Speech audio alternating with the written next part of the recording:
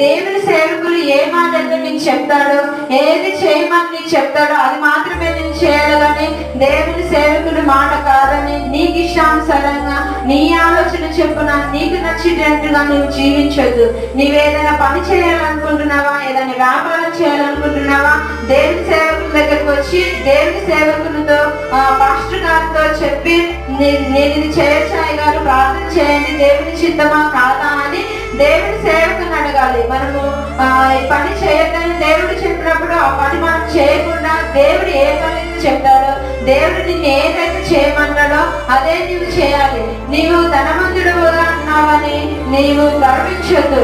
నాకు ఇంత పేరుంది, నేను ఇంత ధనవంతుని, నాకు ఇంత ఆస్తుంది, నాకు ఇంత ప్రఖ్యాతి ఉంది, నేను ఇంతగా ఆశీర్వదింపబడినాను అని నీవు గర్వించొద్దు. ప్రభువు సన్నిధిలో తగ్గించుకొని దేవుని పాదాల చెంత నువ్వు ప్రార్థించాలి. గర్వం